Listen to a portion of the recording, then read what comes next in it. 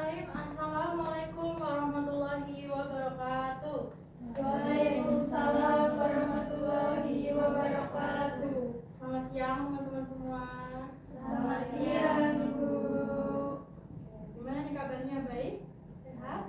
Alhamdulillah. Sebelum kita mulai pembelajaran hari ini, supaya apa yang kita pelajari hari ini semakin bermanfaat dan semakin berkah, mari kita berdoa menurut kepercayaan masing-masing. Berdoa dimulai. Berdoa selesai. Oke teman-teman, masih semangat apa udah loyo nih teman-teman? Masih Semangat. Coba kalau semangat jempolnya ke atas, kalau loyo jempolnya ke bawah. 1, 2, 3. Oke, masih semangat semua ya teman-teman. Berarti artinya teman-teman sudah sangat siap untuk belajar di materi perencanaan dan pengembangan sumber daya manusia hari ini. Oke, kemarin di pertemuan sebelumnya Ibu sudah minta teman-teman untuk belajar. Kira-kira teman-teman sudah belajar belum? Sudah belajar semua ya. Mbak Anissa sudah belajar? Sudah Ibu. Mbak Anissa sudah belajar? Sudah belajar. Oh iya Ibu, lupa, maaf. Hari ini adakah yang tidak masuk? Masuk semua. Nah, teman-teman sebelum masuk ke materi nih, kira-kira teman-teman ketika terjun ke dunia kerja nanti, teman-teman ingin bekerja di bidang apa atau ingin menjadi apa nih kira-kira teman-teman? Mbak Anissa mungkin mau jadi apa nanti waktu bekerja? Marketing. Mbak Syifa? Sekretaris Ibu. Oke, baik. Mulia semua ya cita-citanya atau pekerjaannya. Nah, dari sini kali kita sedikit berandai-andai ya teman-teman. Nah, semisalkan di masa yang akan datang ada teknologi ataupun khususnya artificial intelligence atau AI yang menguasai pekerjaan utama jurusan kalian, misalnya seperti sekretaris dan juga marketing tadi. Nah, kira-kira kalian sebagai calon tenaga kerja, skill atau kemampuan apa yang harus kalian pertahankan supaya bisa bersaing di dunia kerja nanti? Mungkin ada yang bisa jawab?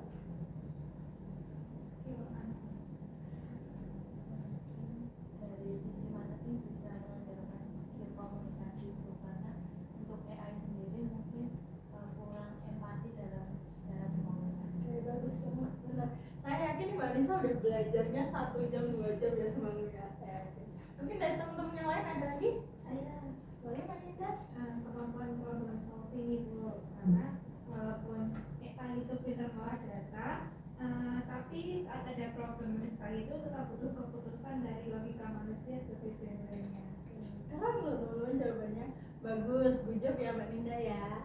Oke, benar banget apa yang disampaikan oleh Mbak Anissa dan juga Mbak Ninda tadi, bahwasanya kita perlu mengembangkan skill komunikasi termasuk empati dan simpati, karena AI atau teknologi itu tidak bisa memiliki empati dan simpati seperti manusia ya tentunya, apalagi untuk di bidang hospitality, misalnya seperti di customer service, kita kan tetap harus ada sentuhan manusianya untuk melayani pelanggan gitu. Jadi ini sangat berkaitan dengan mata pelajaran layanan bisnis ya teman-teman, apalagi otomatisasi kepegawaian pun. Di sisi lain, perusahaannya tetap membutuhkan AI atau teknologi untuk otomatisasi perusahaannya. Lalu benar juga yang disampaikan oleh Mbak Linda, problem solving, karena ketika kita menghadapi suatu problem dan membutuhkan keputusan yang cepat, kita tetap memerlukan logika manusia untuk mengatasi hal tersebut. Oke. Nah, hari ini karena kita belajar mengenai perencanaan dan pengembangan sumber daya manusia, maka hari ini kita memiliki 2 tujuan pembelajaran yang harus dicapai. Yang pertama tentu menganalisis permasalahan kesenjangan kompetensi karyawan, dan yang kedua yaitu bagaimana menentukan strategi pengembangan karyawan yang tepat untuk sebuah perusahaan gitu. Nah, sebelum kita masuk ke materi, Ibu mau mengadakan pretest dulu untuk teman-teman. Kira-kira teman-teman benar atau salah program mentoring atau pendampingan oleh senior lebih efektif digunakan untuk karyawan baru daripada memberikan buku panduan saja secara mandiri? Benar, yang jawab benar mungkin boleh angkat tangan yang benar. Oke, benar semua ya. Mungkin Mbak Mufi boleh disampaikan alasannya kenapa menjawab benar? Menurut saya benar itu karena kalau cuma baca buku panduan jadi bingung maksudnya itu gimana. Tapi kalau ada mentoring dari senior, kita jadi ada interaksi dan lebih efektif juga Bu, seperti itu. Bagus, gitu ya Mbak Nisa. Boleh tepuk tangan untuk Mbak Nisa. Oke, benar banget apa yang disampaikan oleh Mbak Mufi. Program mentoring itu lebih efektif teman-teman untuk digunakan untuk karyawan baru karena lebih intens dan ada lebih personal gitu. Jadi ketika karyawan baru bingung, kita bisa langsung tanya kepada senior atau senior di perusahaan tersebut. Tapi teman-teman perlu digarisbawahi bahwasanya untuk penempatan mentoring ini tetap memperhatikan skalanya ya teman-teman. Misal skalanya besar, karyawan dalam satu rekrutmen itu ada banyak orang, nggak mungkin kan kita mentoring semua kan. Jadi perlu diperhatikan skalanya. Oke, next. Karena tadi teman-teman sudah belajar semua, sudah ibu guru yakin bahwasanya teman-teman sudah punya gambaran mengenai perencanaan dan pengembangan sumber daya manusia. Maka hari ini kita mau recall dulu ya teman-teman. Ibu harus semuanya fokus ke sini. Nah, untuk definisinya saya yakin teman-teman udah paham semua. Kita akan mengulas mengenai strateginya saja, yaitu perencanaan dan pengembangan sumber daya manusia. Nah, perencanaan sendiri itu ada dua teman-teman, yaitu analisis jabatan dan pemetaan kompetensi. Nah, analisis jabatan sendiri ini itu adalah proses pengumpulan informasi tentang suatu pekerjaan. Nah, outputnya tuh ada dua teman-teman. Ada uraian jabatan dan spesifikasi jabatan. Uraian jabatan dan spesifikasi jabatan. Apa teman-teman? Uraian jabatan dan spesifikasi jabatan. Nah, benar. Nah, uraian jabatan sendiri ini merupakan detail tugas yang harus dilakukan, misalnya seperti mengetik, mengarsip, ataupun menginput data. Lalu ada pun spesifikasi jabatan, yaitu kriteria kompetensi individu yang dibutuhkan, misalnya seperti skill berbahasa, skill berkomunikasi, dan juga penguasaan sebuah aplikasi. Nah, lalu ada pun pemetaan kompetensi.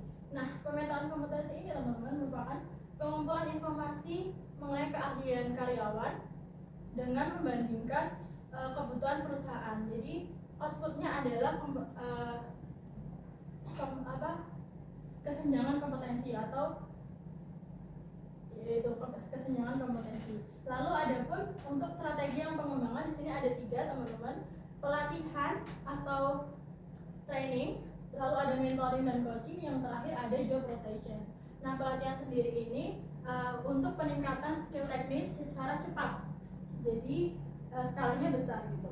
Lalu untuk mentoring dan coaching yaitu sudah disinggung di awal tadi, yakni pendampingan oleh senior secara langsung. Nah, mentoring atau coaching ini teman-teman ternyata nggak cuma transfer knowledge tentang perusahaan aja, tapi juga transfer mengenai budaya bekerja di perusahaan tersebut gitu. Nah, untuk job rotation sendiri itu yaitu perputaran karyawan gitu. Nah, teman-teman sebelumnya pernah berorganisasi atau ikut kepanitiaan? Nah, mungkin Mbak Syifa boleh nih diceritakan pengalamannya sedikit mengenai berorganisasi gitu. Ya, bercerita ya Ibu. Nah, dulu sebelum pada waktu SMA saya pernah berorganisasi sebagai Di OSIS ya Mbak? Sekretaris di OSIS, oke bagus. Mungkin bisa jelaskan lagi? di dalam organisasi itu banyak sekali ya. Oke, boleh. Bagus ya Mbak Syifa. Ternyata Mbak Syifa pernah ikut OSIS. Nah, di sini saya juga punya perumpamaan teman-teman. Di sini saya punya siswa yang bernama Andri. Andri ini ikut OSIS teman-teman ya. Ikut OSIS. Nah, beliau ini dikasih tugas sama ketua OSISnya, yaitu tugas desain. Tapi si Andri ini nggak bisa teman-teman. Beliau ini kurang menguasai desain, tapi ya udah sama Andri dikerjain aja sebisanya. Sehingga output yang dihasilkan itu kurang memuaskan atau mendapatkan komplain dari beberapa anggota dan juga eksternal lainnya gitu. Nah, kira-kira teman-teman, di sini itu salahnya Andri sebagai anggota yang cuma terima-terima aja, atau salahnya ketua OSISnya yaitu si Dimas yang nggak memperhatikan kompetensi si anggotanya. Kira-kira salah siapa nih teman-teman? Salah dua-duanya. Mungkin boleh dikasih tahu nih alasannya apa mbak? Kalau yang Andri itu salahnya dia mungkin nggak koreksi lebih dalam ya, kayak mencari tutorial gitu kan. Kemudian kalau Dimas sebagai ketua OSIS. mungkin dia kayak harusnya kan memasarkan tugas itu kepada yang tugas Nah, paham dan bisa gitu. seperti yang kita bahas tadi ya, job analysis gitu, analisis jabatan. Benar banget. Mungkin dari teman-teman ada yang berpendapat lain? Sama ya? Oke, benar banget apa yang disampaikan oleh Mbak Alia, bahwasanya ini kalau ditarik dari kacamata pengembangan dan perencanaan sumber daya itu yang salah Dimas ya. Karena Dimas ini nggak kurang peka sama anggotanya. Harusnya beliau ini melakukan job analysis, yaitu yang tadi meliputi ada uraian jabatan dan juga spesifik jabatan, sehingga ketika memberikan tugas itu nggak salah dan hasilnya tetap efektif. Nah ini teman-teman berkaitan dengan prinsip tentang perencanaan dan pengembangan, yaitu the right man at the right place yang dikembangkan oleh Frederick Winslow Taylor. Jadi seharusnya Dimas ini bisa menempatkan orang yang tepat di posisi yang tepat gitu. Jadi job desk-nya sesuai sama keahliannya. Oke. Sampai sini mungkin ada yang ditanyakan teman-teman? Tidak ada, belum ya. Oke. Setelah ini kita berkelompok teman-teman. Oke. Jadi ibu akan bagi dua kelompok, yang sebelah kanan kelompok 2, yang sebelah kiri sebelah kiri kelompok 1. Nah untuk teknisnya sendiri teman-teman, nanti ibu akan bagikan LKPD. Jadi dari LKPD tersebut tolong dibaca dan dipahami mulai dari judul, tujuan hingga petunjuk pengerjaan dan sekaligus soalnya. Nah dari soal-soal itu tolong didiskusikan bersama, dan juga nanti ibu minta salah satu dari kelompok ada yang presentasi, dan yang kelompok yang tidak maju nanti bisa tanya jawab gitu ya teman-teman.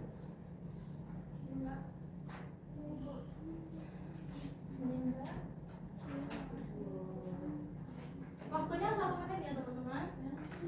Mulai dari sekarang.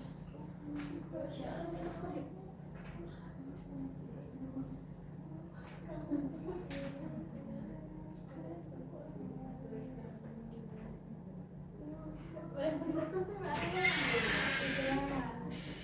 Waktunya 4 menit ya. Boleh.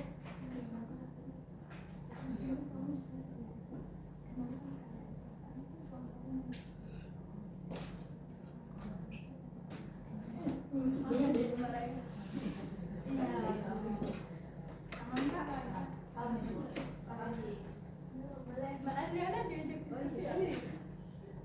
Gimana teman-teman, ada yang bertanya? Nanti kalau kalian yang maju, jadi tolong dipilih 1 orang yang untuk presentasikan. Ada tanya jawab ini yang juga. Sudah paham? Waktunya sudah hampir habis teman-teman. Apakah sudah ditulis, sudah berembuk? Nah, sudah habis teman-teman. Dropletnya sudah meluncur. Artinya sudah habis. Oke, mungkin dari kelompok 1 boleh maju perwakilan untuk mempresentasikan.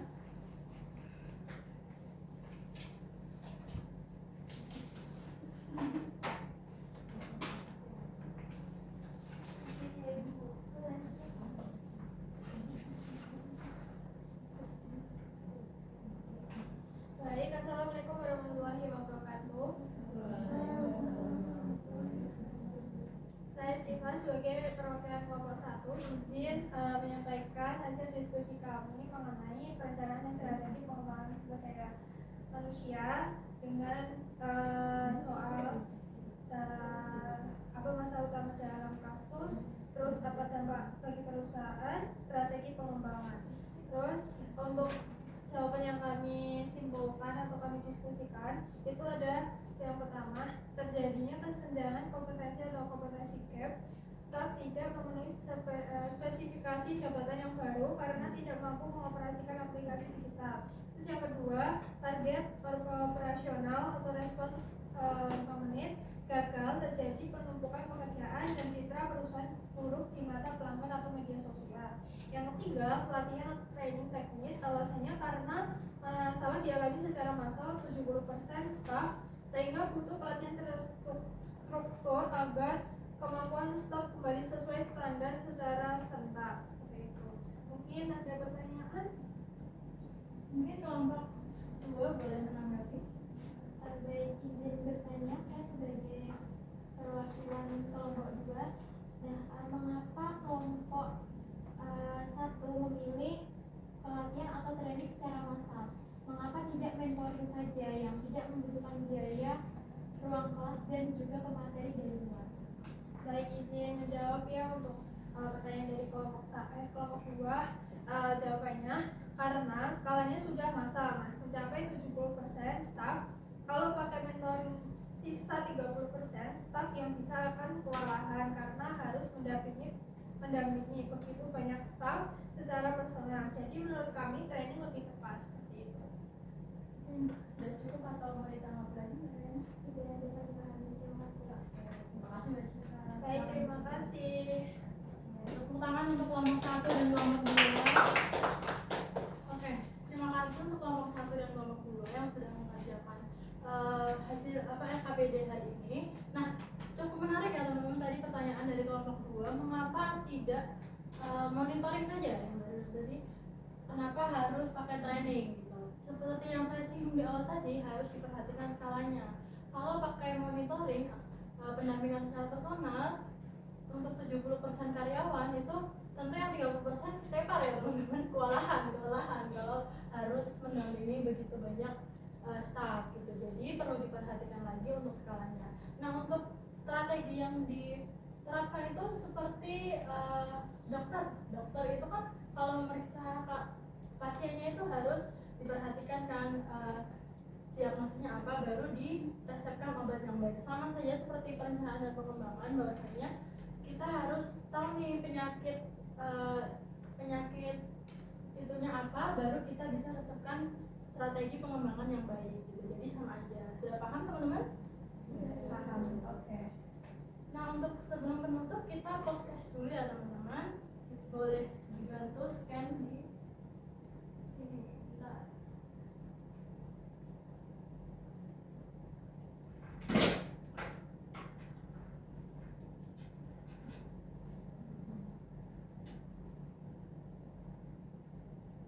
Oke, boleh di scan teman-teman.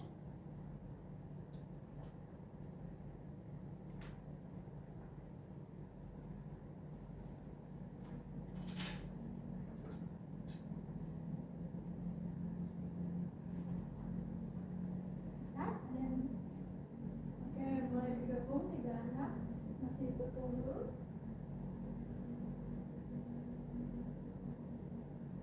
Oke. Ini sudah semua ya, bisa kita mulai saja.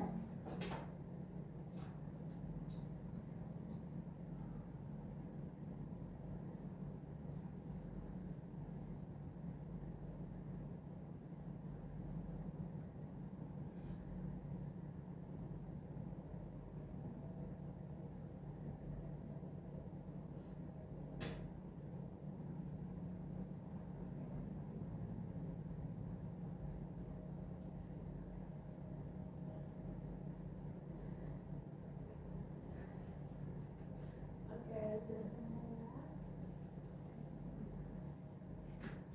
Oke, kita sudah bisa melihat podiumnya. Di peringkat 3 ada Yu, yang kedua ada Mbak Tami, yang ke-1 ada Dinda. Oke, bagus ya teman-teman. Selamat untuk Mbak Dinda, Mbak Tami dan Yu. Sekarang bawah coba Yu. Oke, sudah 61% yang memahami, beberapa masih ada yang salah. Tidak apa-apa. Berarti dari sini mungkin dari teman-teman apa sih yang dibingungin dari materi hari ini? Mungkin dari teman-teman? Oke, mungkin nanti bisa dipelajari lagi. Nanti Ibu minggu depan akan mengulas lagi, gitu ya. Oke,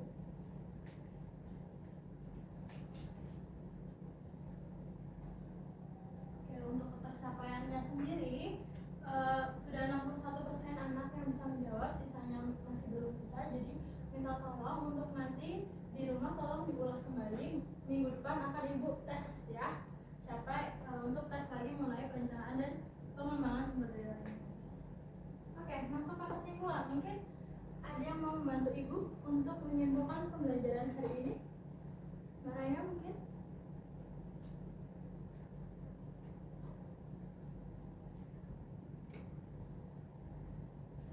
Atau dari teman-teman yang lain mau menyimpulkan pembelajaran mengenai perencanaan dan pengembangan sumber daya manusia hari ini?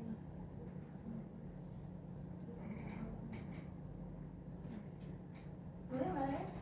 Dan dari pembelajaran dari Ibu tadi bisa disimpulkan bahwa hari ini kita belajar mengenai perencanaan pengembangan sumber daya manusia. Dari perencanaan kita ada analisis jabatan untuk menempatkan orang yang tepat dalam pekerjaan, dan dari pengembangan kita sudah bahas strategi mentoring dan pelatihan. Oke, bagus sekali Mbak Raya. Berarti Mbak Raya memperhatikan ini. Oke, kesimpulannya kita hari ini sudah belajar mengenai perencanaan pengembangan sumber daya manusia. Perencanaan tadi meliputi analisis, job analisis. Tadi job analisis menguraikan dua. Tadi apa teman-teman? Uraian jabatan dan betul. Untuk program pengembangan sendiri tadi ada monitoring sama apa teman-teman? Coaching. Iya, benar, coaching ya. Jadi kesimpulannya hari ini untuk menerapkan strategi pengembangan dan perencanaan yang baik, kita perlu menganalisis dan mengumpulkan informasi mengenai suatu pekerjaan dan juga kesenjangan gapnya. Oke. Nah, gimana teman-teman rasanya setelah menjawab pertanyaan-pertanyaan LKPD tadi? Gimana? Mungkin dari Mbak Tani, perasaannya hari ini gimana setelah menjawab LKPD, post test, pretest? Jadi lebih paham ibu mengenai materi. Oke, bagus. Mbak Ninda, boleh? Perasaannya hari ini gimana setelah pembelajaran hari ini? Hanya senang karena dapat materi baru. Bagus. Oke, untuk materi selanjutnya kita akan mempelajari mengenai rekrutmen karyawan. Jadi nanti anak-anak tolong dipelajari lagi. Minggu depan kita bertemu untuk membahas mengenai rekrutmen karyawan. Oke, mungkin sekian dari Ibu. Terima kasih. Tetap semangat belajar. Jangan lupa membaca, karena semakin banyak membaca, akan semakin banyak apa yang kita ketahui juga. Dan jangan lupa belajar, karena semakin sering belajar akan semakin banyak tempat yang akan kita kunjungi. Terima kasih teman-teman, tetap semangat, jaga kesehatan.